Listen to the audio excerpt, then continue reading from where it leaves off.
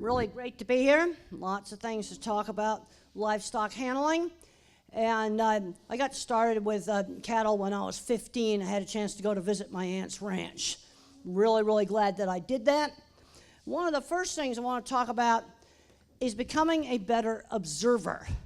I like to show this slide.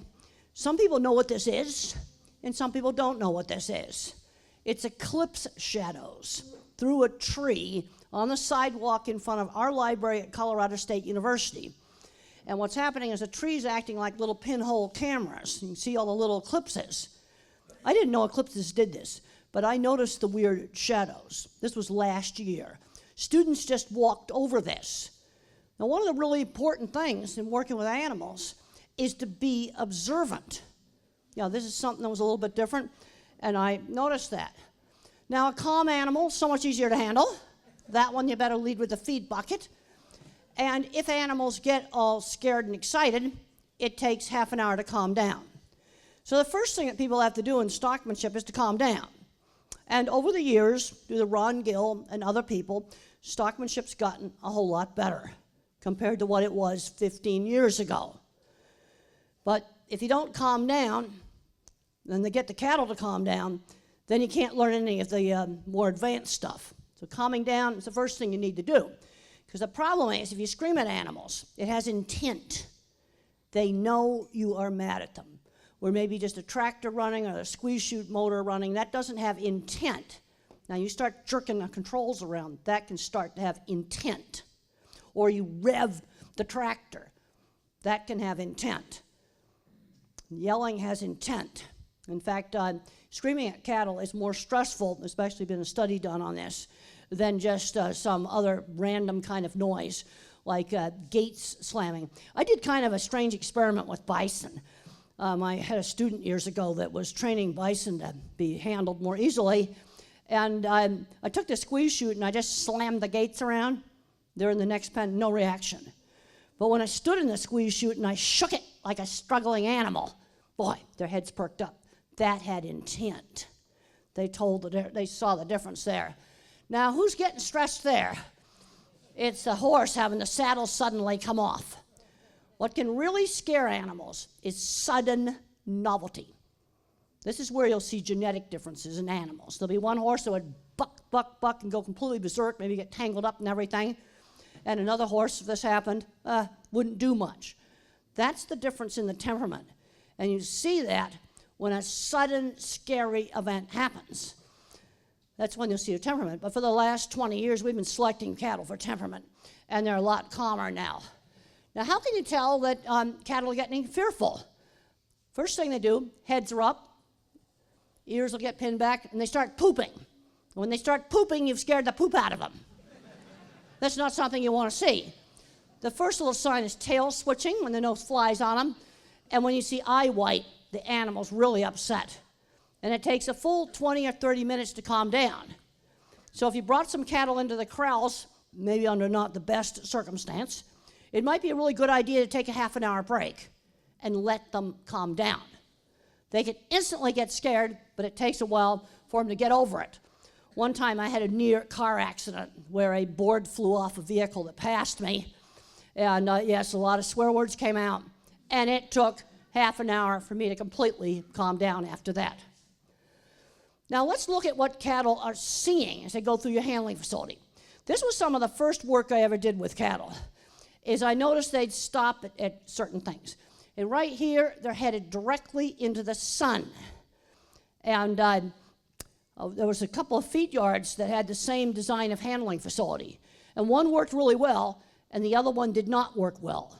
And the difference was orientation to the sun, because it worked the cattle early in the morning, and the cattle were blinded. Animals tend to go towards the light. You know, at night you can light up a building and they'll go right in. But they're not going to go into blinding sun. So I don't recommend facing a chute directly east. It's probably not a good idea. And when I first started working on this stuff in the 70s, nobody thought to look at, what are your animals seeing? Okay, this is right near the entrance to a single file chute, and you can see a car through the fence. Vehicles, they're the worst. They're some of the worst distractors because they have a lot of shiny surfaces. Also, there's a little this little bottle right here was moving slightly. There's a little red piece of string up there. Something that small can make them stop. And they'll look right at stuff they don't like a coat on the fence. Then take the coat off the fence. Now, if you want to wait there long enough, they'll eventually walk by it. You know, if you work in a dairy, yeah, there's a drain on the floor, the old cows walk over it. The new heifer, she's going to stop at it. And if they stop at something, give them a chance to look at it. Chains hanging down in chutes. I've been doing these talks for a long time.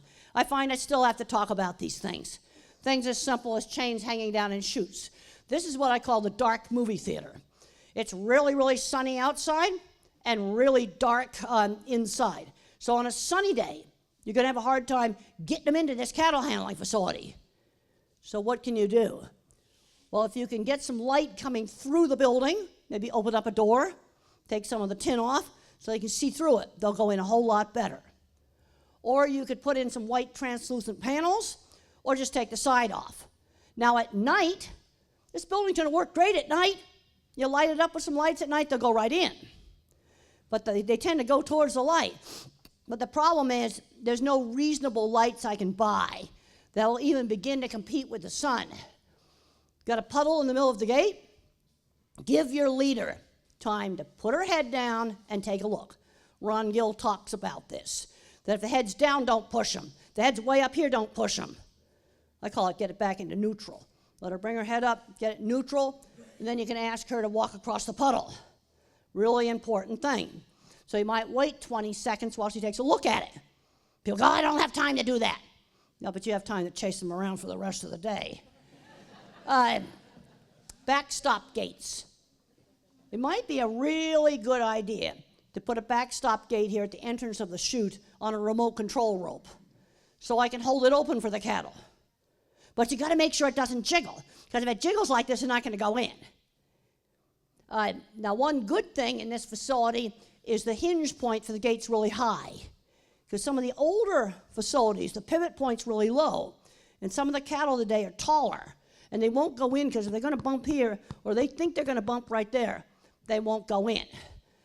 And I'm getting kind of not to like backstop gates. There's a lot of really nice sliding gates, and then you just close it after the cattle have gone in. One of the biggest things that's really important is moving small groups up into your crowd pen area to bring them up to where your single file chute is. And the thing is, good handling takes more walking. People don't want to do the walking. So they jam the crowd pen full, and then all the cattle turn around on you because they have a natural behavior to go back to where they come from. No, bring those small groups up. So when you put them in the crowd pen, it's half full. And you need to figure out on each ranch what the correct number is. In a small facility, it might be 3 or 4. Maybe a bigger facility, you can bring 6 or 7 up. And then you figure out what works. You don't let it creep up to 10, 12. Even in the great big meatpacking plants, it's about 16, 17 you bring up at a time. On most ranches, that's way too many cattle. So we got them working really nice, and some of the plants now have got video surveillance in, where you can tune into it over the internet. And I tuned into a plant I had just worked with. I was so furious. Night shift, 30 cattle stuffed in the crowd pen, and 2 people with hot shots around it. Going, no, it's 16 or 17 you bring up. You're going to have to do more walking. Fill it half full. Now, one gate you always want to make solid is a back crowd gate, regardless of what type of crowd pen design you've got. Now, animals have a flight zone. Now, of course, that steer that the lady was lying on, yeah, he doesn't have any flight zone at all. Your horse should have no flight zone at all. But most animals have some flight zone, and you can see the shape here. And you can actually do a similar thing with big, huge groups of cattle. It's almost like a force field around, like a bubble. And the size of that bubble is determined by genetics, previous experience. Cattle that see people every day usually have a smaller flight zone than cattle that almost never see people, and the quality of the stockmanship. Yelling and screaming and terrible versus really good stockmanship that Ron Gill will teach this afternoon. You can see right here how these cattle are flowing around the person, standing in just the right position at the gate. See the bubble? Okay, you can see here, flowing around. and get in just the right position, and you can just move a little bit and have them flow out. So if you're switching pastures, what's really important is controlled movement. There's some differences in stockmanship classes on some exact methods to use, but the bottom line, I want them walking, and then another bottom line for whether or not you're doing low-stress handling is, okay, you worked them, will they go out and eat right away? If they don't eat right away, you stress them. No running, trotting's okay, and eat right away. Now, this is a flight zone diagram. The dotted line, the one dotted line there kind of represents the chute. You'd have an animal in a single file chute. And one of the big mistakes people still do is they stand here at the head and poke it on the butt and want it to go forward. Why do I still have to talk about this? Because people still do it. That's why I have to talk about it. 40-some years later, I still got to talk about some of the stuff that people still do. And you've got this gray area, that'd be the actual flight zone itself. You enter that, they turn away. But then there's another zone around them where they'll look at you. And Ron Gill talks about cattle want to see you. They want to see you. So you go out in the pasture, they turn around and they look at you. And then if you move towards them, they'll move away. So you have a zone where they want to see you. And a zone, let's just go right here. You enter the flight zone, they move away. But you see the tan animal there is turning and looking at me. Now, different people teaching stockmanship will use different terminology for some of these things, especially the zone where the cattle want to see you. Some people call it the pressure zone. Some people call it zone of influence, zone of awareness, or it's just a zone where they want to see you. But it's the same thing. You basically have two zones. You have the zone where they'll move away, the actual flight zone, and then the zone around the flight zone where they're going to want to try to see you, and then those animals up there at the feed trough, they don't care less. I'm too far away. I'm not influencing their behavior at all. Now, here is a really handy way to get animals into the squeeze chute without having to use electric prodders. And it's real counterintuitive. Let's say this is the tailgate of a squeeze chute, and they're lined up here. And what you do is you step forward into the flight zone, quickly walk back by them like this. You quickly walk back by them in the same direction, in the opposite direction of where you want them to go. See, they've got the point of balance right there at the shoulder, and when they're in the chute, that point of balance will be at the shoulder. You're working outside the chute, that may come forward some. But you quickly walk by them. And some people teaching stockmanship call it reverse parallel. In other words, inside the flight zone in the opposite direction of desired movement. But if you just do a slow like this, they'll back up on you. You step forward, decisively move past the shoulder to get them forward in the chute. It sometimes really works. It's one of the little tricks. Get rid of electric prodders. Now, what do I think about electric prodders? Most places you don't need them. Now, total ban, I'm not going to do a total ban. I've seen too many tails broken off. And that's absolutely not okay. No, the only place you might need an electric prod is if an animal absolutely refuses to go into the squeeze chute. Then it's one buzz and you put it away. It's never your primary driving tool. And some people teaching stockmanship say, let's have no driving tool. Well, and one rancher said to me, well, I like the driving tool so I can touch it with the flag and I'm outside the kicking zone. Well, that's a real good point. But I noticed you had some very nice little flags that they were giving away here, and those are really nice, turning an animal in the crowd pen. But don't be waving them. And you're probably out in the field, you probably don't need it, but just to turn an animal in the crowd pen, you want to touch an animal, and I think the kicking zone's a good idea. That's not a zone I want to be in. Now, this particular facility, there's been a lot of discussion about solid sides. It's solid on the outside, so when people park the vehicles next to it, it doesn't affect things. And the inside is see-through. Now, if you've got a see-through side, remember that force field I told you about, you got to stay away from it.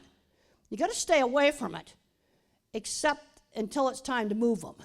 Because if you stand inside that flight zone and they're in the single file chute, they're going to be doing this and they're going to be pooping. I've seen situations where I could draw a line on the ground. And if I stood behind the line, the cattle would stand calmly in the chute. If I stood over the line, just stood there, they'd be jumping all around in there. So you got to stay away from it. Another thing that's happened over the years is some of these Angus cattle in particular, they're not as wild as they used to be. There's been 20 years of selecting for temperament, either with chute scoring, how much they shake up a squeeze chute, or how fast they come out, which is exit speed scoring. And about a year and a half ago, they tried out some new semen at the Colorado State University Experiment Station, and they bred the time machine. This was kind of a shock. I had him in my lab. It was a purebred black Angus steer, and he was nuts, completely nuts. And we had him lined up in the single file chute, and our really calm Angus, they just stood there. And the time machine is trying to break out of the top of this. And all of these cattle had the same handling experience. This was difference in genetics. Sort of like didn't remember how much we changed some of these cattle.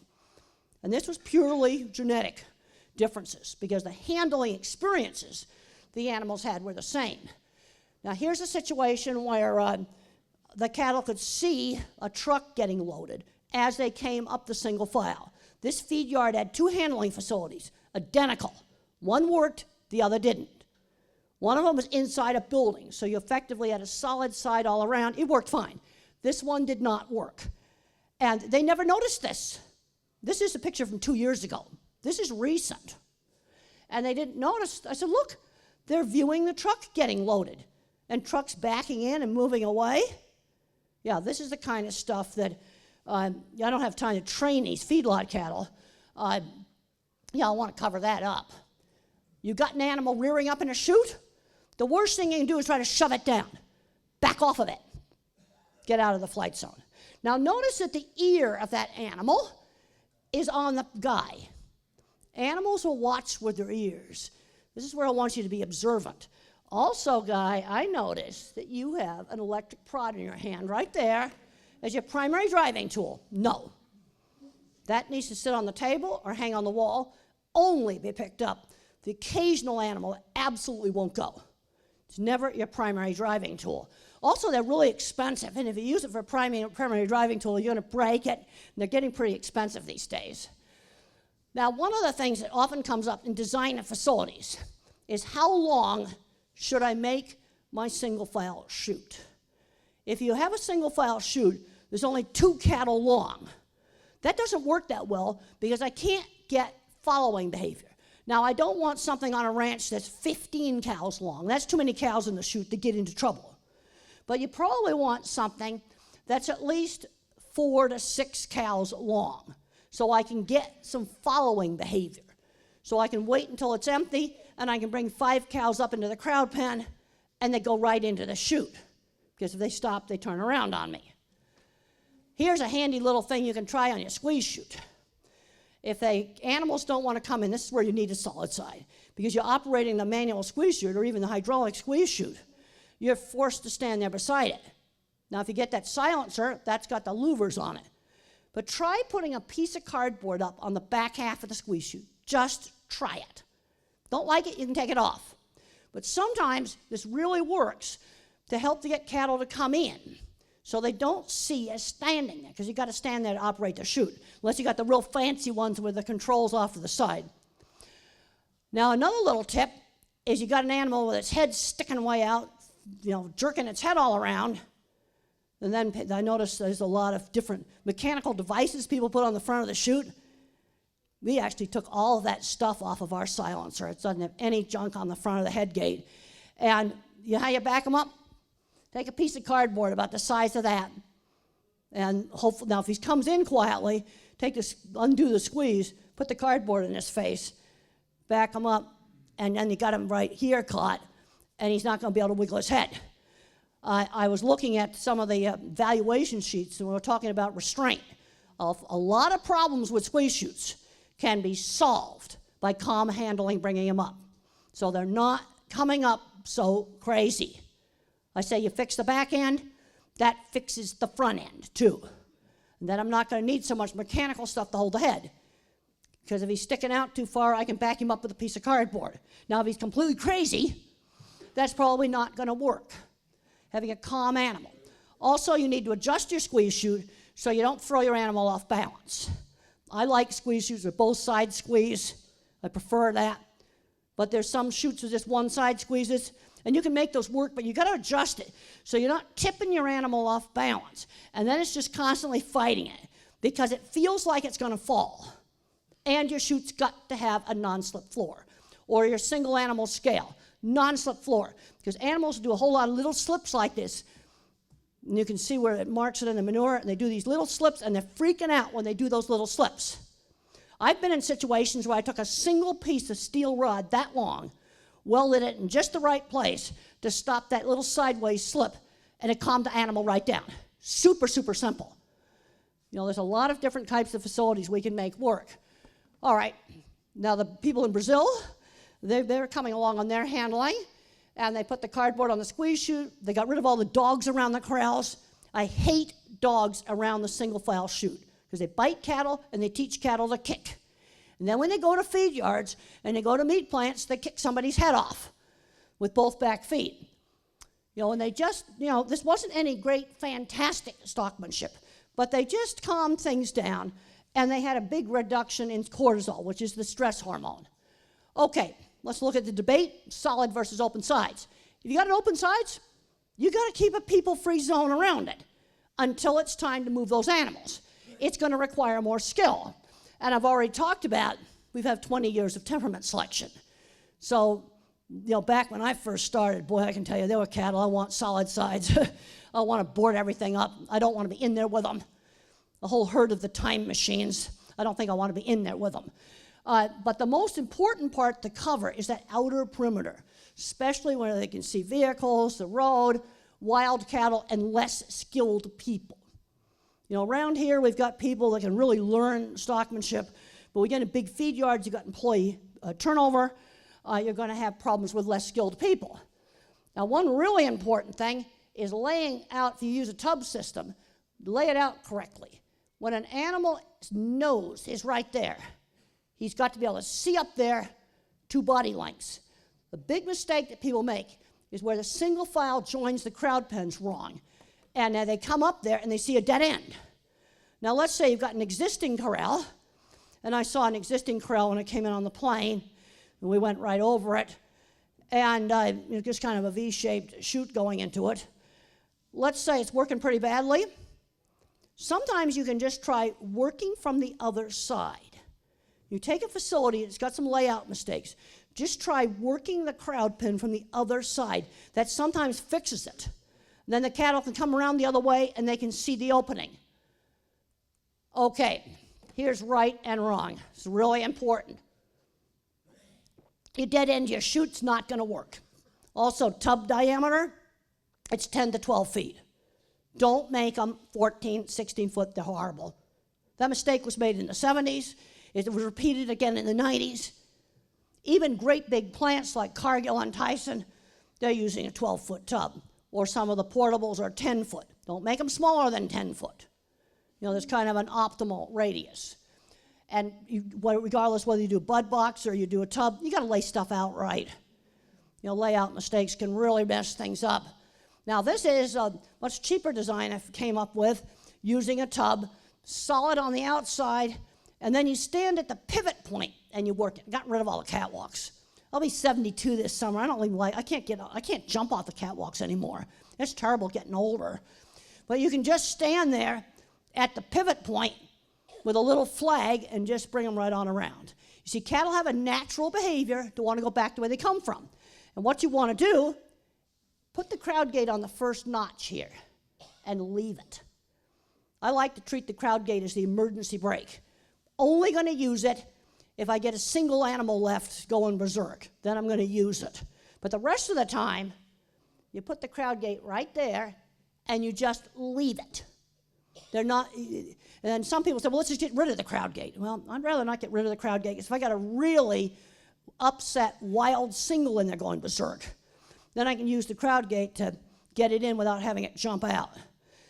People get hurt with lone animals. Lone animals in a small space, then you get in there with them, that's the animal, really hurts you. Tears up equipment, sends people to the hospital, and also injures itself. And here's another one. This can be laid out with portable panels. Again, it's solid on the outside and see-through And I would prefer solid part way up, like maybe this far up, so the feet stay in it. And then you just work it on the ground. But you're going to have an area, like this whole area here, you got to stay out of. You could draw a line right across there, and you stay out of there, except when it's time to move them. Okay, how about the bud box design? First of all, I need to get rid of this drawing. We had a professional illustrator make this. And one of the problems that's wrong with this drawing, these cattle are only about 3 feet long. It's not to scale. And I'm going to just tear it apart and pay a professional illustrator to do this drawing, and they put 3-foot cattle in there. Now you've got to lay it out, and there's way too many in there too, because for regular sized cows, I will show you one that is drawn to scale. But you have that principle of going back to where they come from. So in my previous design, they come on around, they go back to where they come from.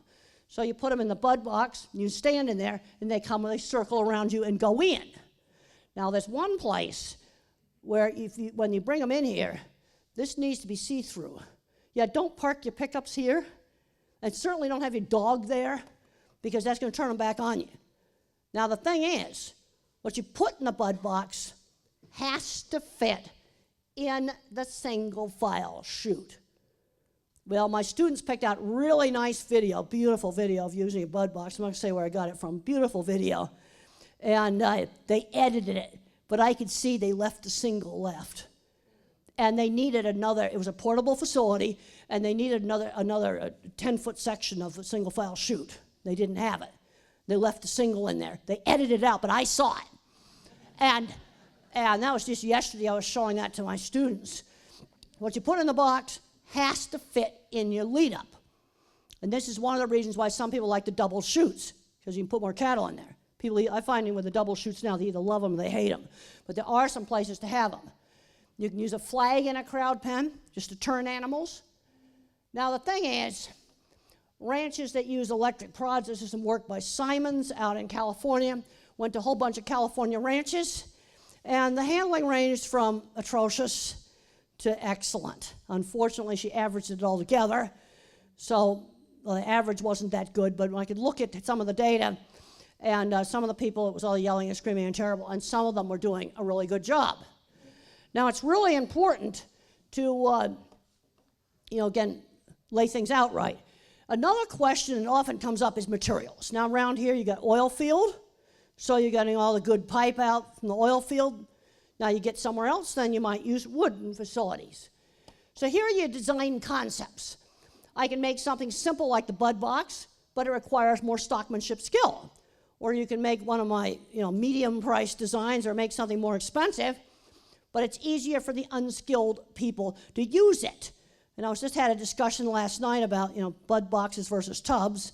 Now there's some places where if I've got a handling facility around on leased land, where I set up a handling facility, haul the panels around, the bud box makes sense. Curved panels aren't very nice to set up and take down. That's where it totally makes sense. Big, gigantic feed yard, employee turnover, I'm not going to use it there. Absolutely not going to use it. And there's some feed yards that are loading their cattle in the bud box with a horse. Works great at the feed yard.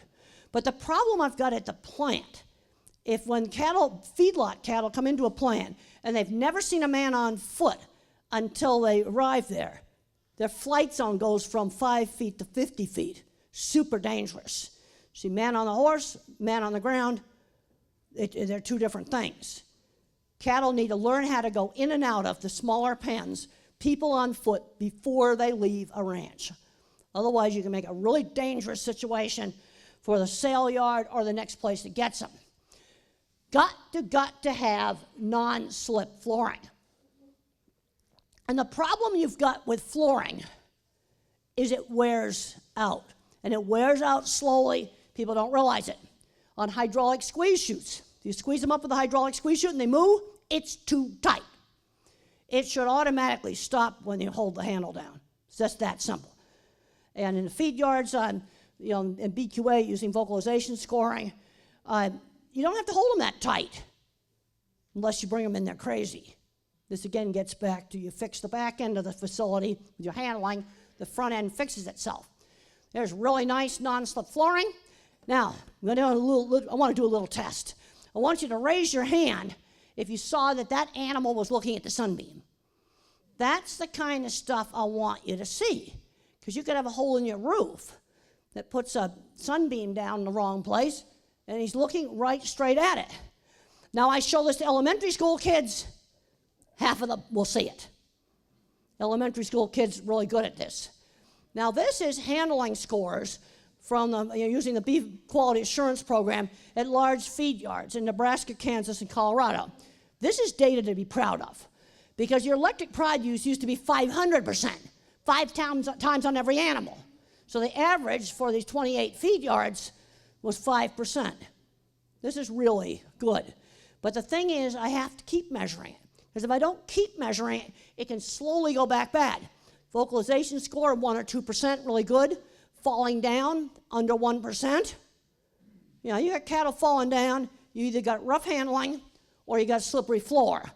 Stumbling down on their knees, miscaught maybe around the head right here or around the middle. They remember that the next time they go in the chute. And running. Now, I realize I can't control all the running. Cattle have different temperaments, but I want to try to get it where I don't have them running. Now, this is the temperament data from the original research we did over 20 years ago on temperament. And I was looked at like I was crazy on this. I said, we're going to measure how much cattle jump around in the squeeze chute and look at weight gain.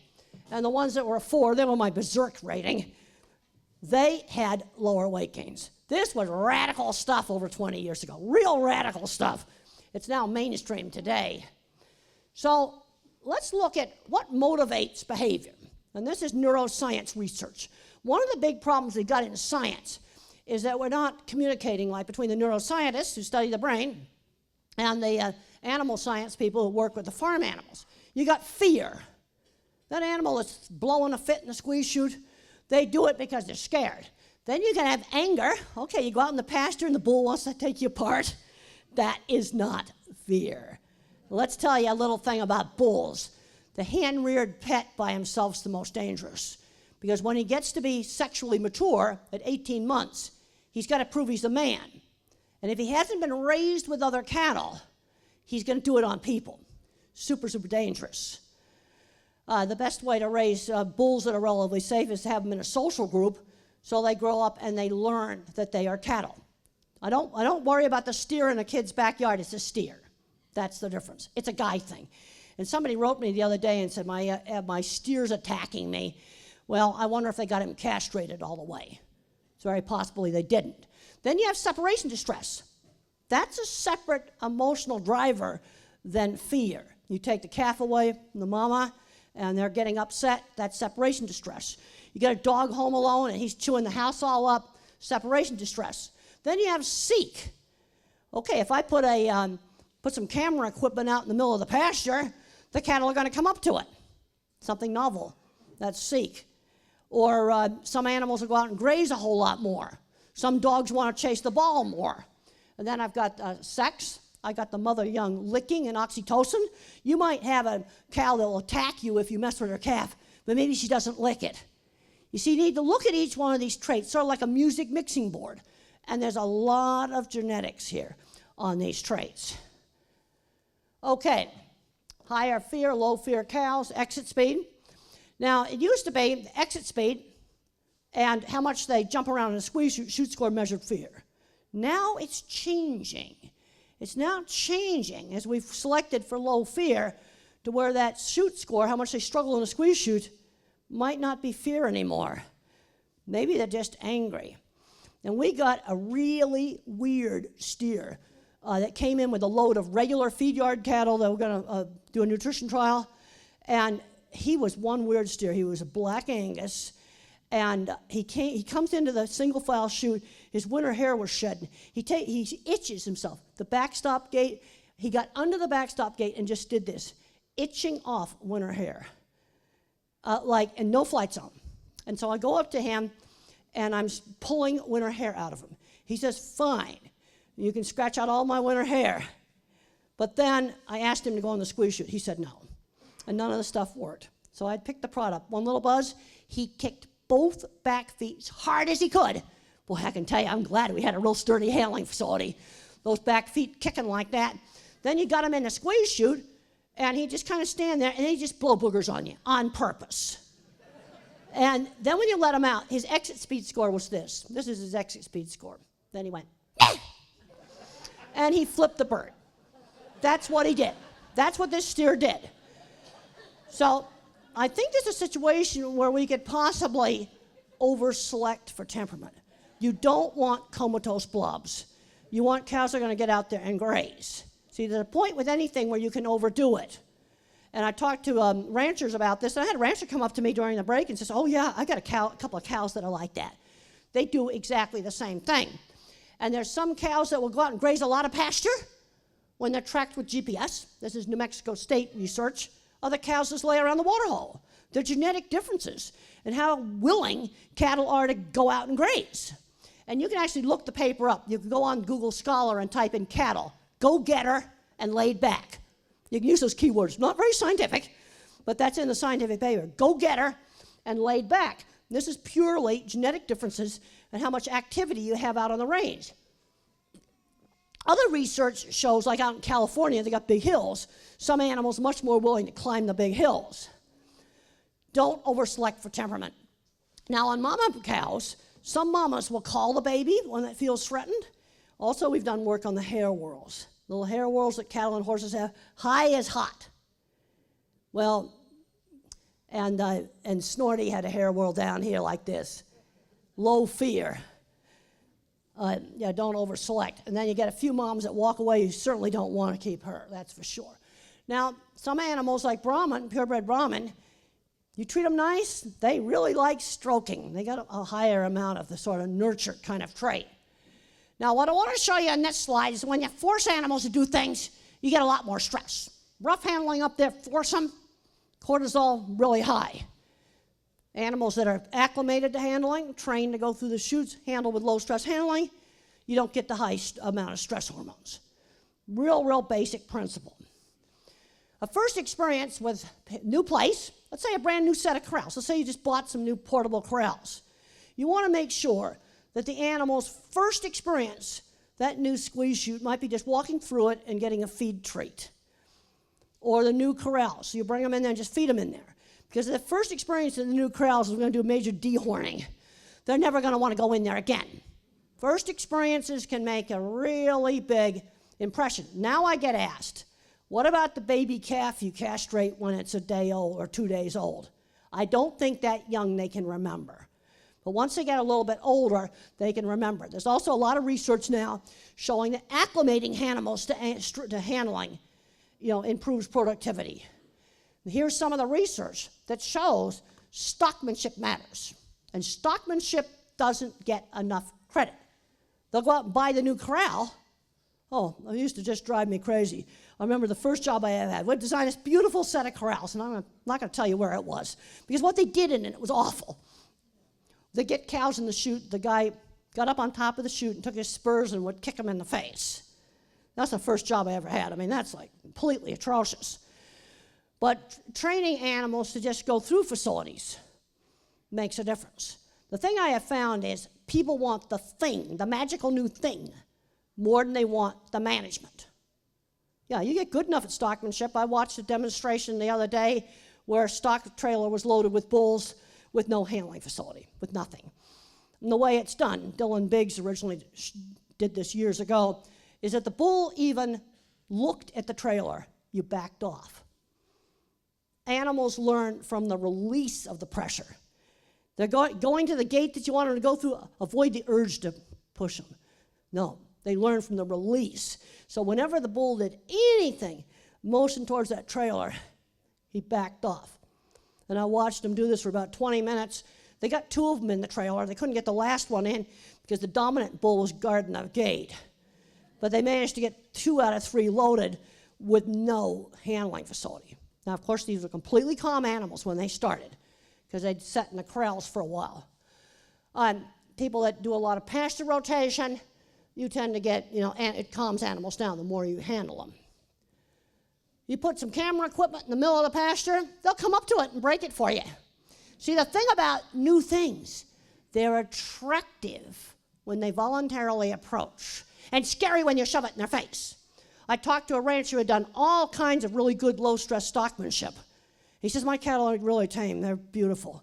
And I go, I bet you your cattle will scatter if a hot air balloon lands in your pasture. He says, yep, that happened on my ranch. They scattered. That's sudden novelty. Or somebody will say, my horse was fine at home, my steer was fine at home, and he went berserk at the show. You got a lot of new things there. Flags, bikes, and balloons.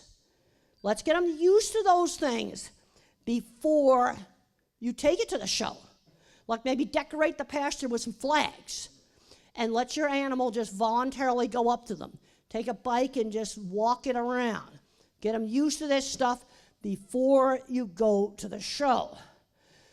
And animal memories are specific. Animals don't think in words. They think sensory-based. Pictures, sounds. Things they get afraid of are usually visual. And let's say they get used to you just driving around the tractor and feeding them, and you've never been on the ground. Well, they're going to run away when you first go do it on the ground. Some German research showed that if you habituate a horse to tolerate a blue and white umbrella suddenly opening, well, then that doesn't transfer to a tarp. You could train it to the umbrella, but that's totally different than a tarp. You see, it's specific because the animal stores the memory as a graphics file. It's a picture. So you got to train them to a lot of different things. Man on the horse, man on the ground. That's two different things in the mind of the cattle.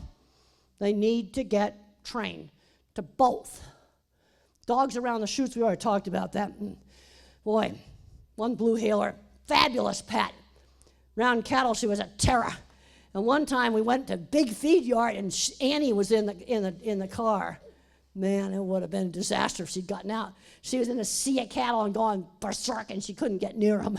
We weren't going to let her get near them. Acclimate them to different vehicles, different people. Some of the worst cattle that go crazy when you take them to town are the ones that have lived too sheltered a life. They haven't been taught that different types of vehicles are okay, different people are okay. I saw an interesting thing happen at the Keeneland Thoroughbred Horse Sale in September. And these thoroughbred yearlings, they were fine down in the stable with strange people touching them. But nobody had acclimated them to the noise of the loudspeaker at the auction. And as soon as they got up near the auction, pooping, diarrhea, no more road apples, cow poop coming out of $500,000 horses, because they hadn't been acclimated to the noise of the speaker. The other thing they hadn't trained them is it's okay for strange people to hold your lead chain. They were not trained to that. So when the lead chain got switched, shrieking whinnies, $500,000 horse, put its head back and shriek. And I sat in the audience and I watched this. This is September. This is less than a year ago I was there. And the horse would shriek just when the lead chain switched and the groom stepped to the side. They hadn't seen it. These people don't want to torture these horses. They simply hadn't seen that. But I watched about 10 of them go through the ring, and it was obvious that's when the whinny happened. It's easy. You could train them to tolerate a strange person holding them. That's easy. All right, you manage what you measure. When first 10 years of my career, I thought I could fix everything with new corrals. No. There's no self-managing cattle handling facilities. You need to measure stuff, because measuring stuff prevents bad from becoming normal in both handling and in other issues like joint problems in cattle. Okay, cattle handling, this is in the beef quality assurance. I measure running, falling, moo when you catch them. Obviously, if I brand them, they're going to moo, but I should be able to get them in the squeeze chute with no mooing. And electric prod, I want that really, really low. And there's also differences in some animals are much harder to handle than others. Okay, these are what things I did in a meat plant. I put a light on the entrance. It was an indoor facility. Man, what a difference it made. They didn't have to prod them. I reduced pressure on the neck, on a thing that held them by the neck, a head gate. I went from 23% down to 0. All I did is reduce pressure on the neck. See, I could measure that. Now, this is the McDonald's audits. 20 years ago, I was hired by McDonald's to implement an auditing program for slaughterhouses. And we measured stunning score. To pass, you had to be 95% shot dead with a single shot. I collected baseline data for the USDA, absolutely horrible, atrocious. You know why it was so atrocious? Broken equipment. Broken equipment. And then they had to have a 1% falling score. It was very similar to the BQA. Out of 75 plants, only 3 had to build something expensive. We took some old dumps and we made them work. We did a lot of stuff with lights. Smaller groups had to be moved, getting hot shots out of people's hands, and non-slip flooring. We had to do a lot of non-slip flooring, like the unloading area, the stun boxes. Lots of non-slip flooring had to go in. Also, out of 3 of the plants, had to have a managerectomy. Nothing changed until we got rid of the plant manager. And we got rid of the plant manager, things changed. It gets back to management. Had to decide, we're going to do things right. Was I going around shoving expensive equipment down their throat? No. I practiced reverse conflict of interest, because I had a conflict of interest. Okay, I wasn't going to make us put a center track restrainer down their throat or some other expensive thing. I worked on making what they had work. And out of 75 plants, only 3 had to buy something expensive. I made the rest of them work. Now, this uses the same principle as HACCP, Hazard Analysis Critical Control Points. It's not a paperwork audit. I'm really worried about all the bureaucracy and paperwork audits. You've got to measure the stuff that's really important. Falling down is a measure of rough handling. It's also a measure of slippery floors. Simple. Okay, the trend now in auditing animal well-being is to go with outcome measures. Other things we'd look at: lameness, leg conformation, which Angus is now doing, body condition. Do they have lice? Then there's some things we just don't do, like breaking a tail, for example. That's something you never do. And getting away from telling you exactly how to build your corrals. That wouldn't be part of a welfare audit, unless they're broken forklift pallets. Yes, I am going to get after that. One time I was an expert witness for a cattle handling accident, and their facility was broken forklift pallets. And I just said, that's not an adequate cattle handling facility. So here are some of the things I'd score. Handling scoring, we're getting more and more problems now with swollen knee joints on feedlot cattle. I think there's some genetic influences here. Leg conformation, you breed just for meat, you end up with some of the same leg issues that pigs got 30 years ago when they just bred for meat. But we can measure lameness, we can measure leg conformation. And too many animals in the semen catalogs, the bulls, have got their feet and legs covered up with Photoshop. And some of it's really bad Photoshop. You got it this deep on the cattle's legs and that deep on the gate. I know you used Photoshop. Body condition, indoor animals, we got to watch ammonia levels. And if cattle at rest are breathing with their mouths open, they are heat stressed, period. I like nice, simple outcome measures. Cattle at rest, not after you've chased them around, should breathe with their mouth closed, period. And that's a scientifically validated measure. Coat condition, that's mostly for you organic folks that think that lice in cattle and bald spots is okay. It's not. Okay, lameness is a really good thing to be measuring because there's a lot of different things that can cause lameness. And one of my big concerns right now is knee joints. Too many swollen knee joints. And Scott Crane, a veterinarian in Kansas, was very prime. I helped him make a knee joint scoring chart. We've got too many fat cattle coming into the meat packing plant, and they're snuck in on the night shift when they're not being audited, that don't want to walk, they don't want to get up, and there's some big genetic influences in this. And, it's not good. When I go to a meat plant, I'm not going to say which one it was, but it was one of the big ones, and he got a young kid working the night shift. And on the wall, he's got a list of feed yards, and he points right to 2 feed yards, and he calls them his buttholes, except he used the A word. Yeah, that's what he named those feed yards. And then you talk to the yard manager, and they know just which feed yards they have to pre-get up fat cattle. That's not okay. And nutrition's an issue. I mean, some of these rations, it's crazy. Almost no roughage in it. And liver's coming apart. I used to never want to bother to go around, look around the gut table. If I want to get mad, then I go look at the gut table. And you got a liver that comes apart, and then they got to hack out the whole prime rib section because it's stuck to the body wall. That never used to happen before. Yeah, you got young people coming into industry, and something needs to be done about some of these rations. They're irresponsible. But I'm willing to go on the outcome. I can measure knee joints. I can measure lameness. And if the livers come apart, someone needs to get in trouble for it. We've had spots on livers for years. Holsteins, I just found a paper just the other day. I was searching the literature, and it's just getting out of control on the liver problems. Okay, leg conformation. You want the correct one. You don't want them collapsing down on the dew claws. You don't want these post-legged things. The Angus Association now has EPDs for leg conformation.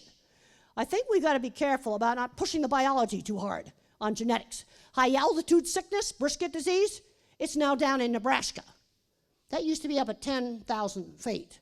That's heart failure. And that's all genetics. See, the thing is, if an animal's a country, and I got a national budget, and I just select them for the economy, meat, milk, I got nothing left for bones, that's infrastructure, for the infrastructure. Their heart, I'm now running a Mack truck on a motorcycle engine, and I got nothing left for repro. And then I shortchanged the military. That's immune function, fight disease. Just a few months ago, I went to Utah State University, and I talked with Lyle McNeil there. He's retiring to work full-time with Navajo churro sheep, an ancient breed of sheep. There's no parasite that can live in them. They're all military, but they don't have very much economy. You see, genetics, there's always a trade-off. Nothing's free in this world. All right, that's a really ugly steer at our Colorado State Fair 2 years ago. Why are we breeding this? If this was on a bull, he wouldn't be able to walk. He's so post-legged. The bull, he'd have to get, maybe might last 1 year before he couldn't walk. That's a really ugly pig. This is an old slide, but there's a few cattle now that have that exact same foot defect. That's purely genetics. Don't breed that kind of stuff. Just don't. Crooked claw, another genetic effect. The calf is normal, but then as the animal ages, the toenails cross. Yeah, you don't want to have that. And okay, we've got to make sure, let's say you want to make sure we have good animal welfare. One of the things you got to remember, you cannot escape it. It's everywhere. And I am finding that I can be at the airport and people bring phones up to me to show me stuff. I'll tell you one thing we're seeing at the meatpacking plants, and I saw a picture on a phone just a couple of months ago. I can't tell you where that picture was. It was in the U.S., fed beef, 6 dead fat cattle in the packing plant yard. That's disgusting, and it never used to happen before. I don't care what the reason is. Just make it go away. I don't want to get into a fight about beta agonists, and I think there's a big pile of genetics in it, and a big pile of rations so hot they're just ridiculous. We never used to have dead cattle at a fed beef plant in the yards. This is one advantage of having been around for a long time. Because you see, a young person coming in now, that's bad becoming normal. No, we don't have that. And you've got to make sure that you don't have somebody doing something really bad. And there's a really disgusting video that just came out. I'm going to title it, Everything Atrocious and Cruel You Can Do to Dairy Cows with a Front-End Loader. We'll just leave it at that. We'll leave it to your imagination. And that's recent. This gets back down to management. We just got to make sure this kind of stuff doesn't happen. Oh, there's a few input measurements I might need in the feed yard, water requirements. I'll tell you one thing on feedlot design. The most important thing in the feedlot design is not their handling facilities, because if I hate them, I can tear them out. Single most important thing in a feed yard is doing your site work and sloping your pens correctly for drainage. Single most important thing you can do. Don't skimp on site work if you have anything to do with building a feedlot. Please don't. 2 to 3% slope, feed trough to a center alley, then you want 2 drive alleys with a big 50-foot poop alley in between. Yeah, don't skimp on that. And the first thing I got to do is I got to make sure where any place I'm working with animals that I don't have something going on there that I wouldn't want to film on a phone. Then I want to do the numerical scoring, handling scoring, lameness, body condition scoring, look at feet and legs, because problems can creep up on you. You got to make sure bad becoming normal doesn't happen. Now, fortunately, with cattle out here on the ranch, I don't have to worry about those last 2 things, because these animals are living outside. If I got chickens and laying hens and pigs, I got to worry about some of these other things. But beef cattle, they got a good life here. And that's my website, Grandin.com. And now I've got some time for questions. I don't know how I'm doing on the time. I'm not looking at my messages. I'm just seeing what time it is. Yep, we've got some time for questions. And this is the part that I like the best. Okay, right here, and I'll repeat the question. What about the smart cow? The smart cow? Well, what did she do? The one that's behind the crowd gate. There's a gap where they can come around. Yep. They want to go in. Last resort, with a hot. Well, you might have to. Yeah. Okay. Oh, she backs up, snorts at me, comes around the gate. Oh, and so you post well, she come around and get you. Well, you see, this might be a snort. What might be one of these snorters. You see, one of the things I'm worried about is we we reduce the fear down because Snorty, he came in with just a random load of feedlot cattle. There was no other steer like him. The other steers didn't behave that way. They just went through the chute normally. And then you get an animal, they just get, well, some people just call it, they're just pissed off. And in the past, it used to be almost all misbehavior of cattle, I'd say, is fear. But I think now, I think you've got a snorter. And did she kick when you poked her with a hot shot, and then she come to get you? She's looking at you. All right, all right. Poke her right in the top of the neck to get her to turn. Well, I don't think I'm gonna turn her with a hot shot. Come around the gate because she knew exactly how to get to me. And she knew how to get you. And you see, whenever you over-select for a trait, you get problems, because what's been found in other animals is, like in guide dogs for the blind, for example, they were selecting for calmness. They ended up with a dog dumb as a post, flunked out of the program. They also ended up with dogs getting epilepsy at age 4. You see, that's over-selection. Yeah, you're going to get a dog that's a blob that you're not going to be able to train. You see, she may be just one of these weird cows. The other thing you got to look at is handling history. You can also have an animal where somebody did something really terrible to them, and they don't forget. She may be a snorter. That may be what she is. Her mom had attitude problems. Well, you see, but a lot of this behavior there's genetics there. You see, the animal, how it behaves, is a combination of both its experiences, kind of experiences you give it, and its genetics. Because on our farm, when we bred the time machine, he'd been handled as simply the same as all the other steers. And he was going to break out of the handling facility. I'm glad we had a real sturdy one. He was just completely different from all the other cattle, which are very, very calm. Okay, I think I'm getting a signal we need to end. One more question? Okay. Okay, all right.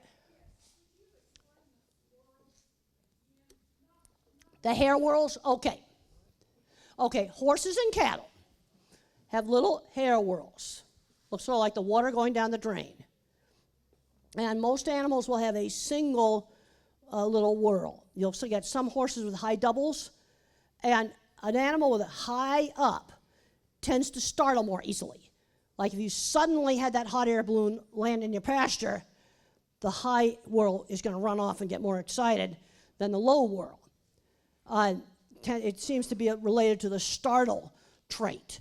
Now, another thing we did with hair whorls is we looked at whether or not Angus bulls, young bulls, had abnormal hair whorls. Your normal pattern is just a little swirl like this. But there were some Angus bulls, instead of having a nice little pretty swirl, they kind of an ugly scar-shaped line. And we looked at semen, and we looked at it very carefully. You know, we didn't just do it out there chute side. We fixed the slides, brought them into the lab, and my student went very carefully over and we counted for anatomical abnormalities in sperm. And the bulls that had those ugly, deformed patterns had more anatomical semen abnormalities. And we got a scientific paper on that. But just remember, high is hot. And horses, as a species, tend to have them higher up on the forehead than cattle. Now, when we first did that research 20 years ago, I could find lots of cattle with a swirl here. Now in Nebraska, I don't find very many really high ones, as we've made them less flighty. You know, that's 20 years of temperament selection. It's changed them. Okay, I think we'll end on that, and I'll be around all the rest of the day. And Dr. I got some books out there too. Thank you for coming. Will you hold on here just a moment? Yep, sure. Good.